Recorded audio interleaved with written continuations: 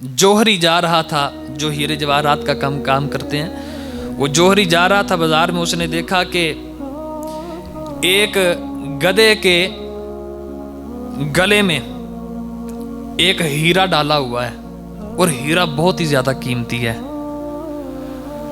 وہ جس نے ڈالا تھا وہ بھی جناب اسی طرح گزر رہا تھا، تو اس نے کہا کہ سواری یہ میری تے سواری نے میرا بڑا ہی ساتھ دیتا ہے۔ انہیں سمجھا کہ ہیرا نہیں پتھر ہے کوئی، تے پتھر انہوں بڑا سونا لگا، تے انہیں پتھر اٹھایا، تے پتھر اٹھا کے اپنی سواری دے گلے چ باندھ دیتا۔ انہیں آکھا میرے کس کام میں سونا لگتا ہے، تے سواری دے گلے دے اندر پا دیتا۔ اب جب جوہری نے دیکھا کہ اتنا قیمتی ہیرا، تو اس نے کہا کہ یہ کہاں سے لیا؟ انہیں آکھا بس جا رہا سا، تو میں آکھا کہ سواری نے بڑا ہی میرا ساتھ دیتا، تو میں آکھا کہ پتھر میں سونا لگا تے دے گلے وچ پا دیواں۔ جوہری سمجھ گیا کہ اس کو اس کی قدر کا نہیں پتا۔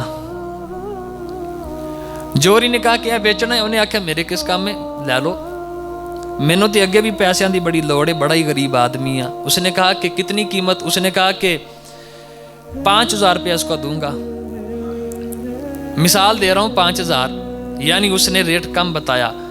حالانکہ جوہری کو پتا تھا کہ یہ جو موتی ہے نا، یہ جو ہیرا ہے، یہ 5000 کا نہیں بلکہ 5 لاکھ کا ہے۔ لیکن انہیں آکھا کہ جناب یہ 5000 دا ہے۔ انہیں آکھا لے میری تے ساری عمر دیاں روٹیاں بن گئیاں، میں تے مارا پھردا رہنا سی، تے گزرتے ہی جناب پتھر مل گیا اور اپنی سواری کے گلے میں ڈال دیا، میری تو موج لگ گئی۔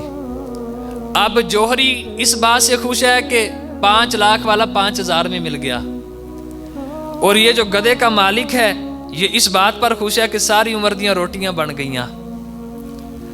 لیکن جب ہی اس نے قیمت ادا کی اور جب جا کر اس ہیرے کو ہاتھ لگایا، اب وہ پنجابی میں کہتے ہیں کہ ریت دی طرح پھرنا شروع ہو گیا، ریت دی طرح پھرنا شروع ہو گیا۔ اس نے کہا کہ جوہری نے کہا کہ گدھے کے تو گلے میں رہا ہے، اور اس نے تجھے ہر گلی ہر بازار میں رولا ہے زمین پر، اس وقت تیری یہ حالت نہیں ہوئی، اب میرے نرم اور نازک ہاتھ میں آیا ہے، لیکن فوراً ہی تو پگھلنا شروع ہو چکا ہے۔ بات کیا ہے؟ جب اتنی بات کی تو ہاتف غیب سے آواز آئی، او تے بیچارہ ایدی قدر نو نہیں سی جاندا، تو تے جاندا سی ہے نا، تے تو ہیرے دا اینا مول بھی نہ پایا۔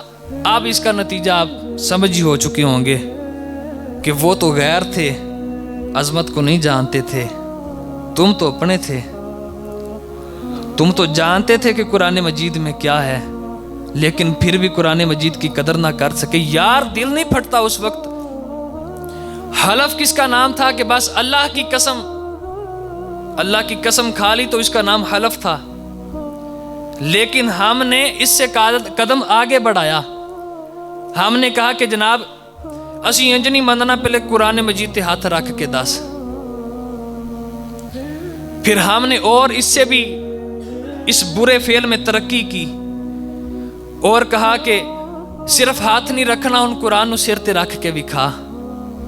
پھر ہم اس سے بھی آگے بڑھے اور کہا کہ اس سے بات نہیں بنتی، تو قرآن مجید کو سر پہ اٹھا کر مسجد تک جا کے دکھا، میں پھر یقین کروں گا۔ یا کسی کا 5000 روپیہ گم ہوا اور مجھے مل گیا، تو کہا کہ جناب اے 5000 قرآن مجید دے اتے رکھ، یا سونے کی ڈلی مل گئی، اس نے کہا میری ہے، میں نے کہا میری ہے، قرآن مجید دے اتے رکھ لو، جڑا چک لوے۔ قرآن مجید اس لیے تو نہیں تھا۔ اگر یہ قرآن پہاڑوں پر نازل ہوتا تو پہاڑ پھٹ کے ریزہ ریزہ ہو جاتے۔ اس وقت شرم نہیں آتی کہ جب اسی قرآن پر سونے کی ڈلی رکھی جا رہی ہے؟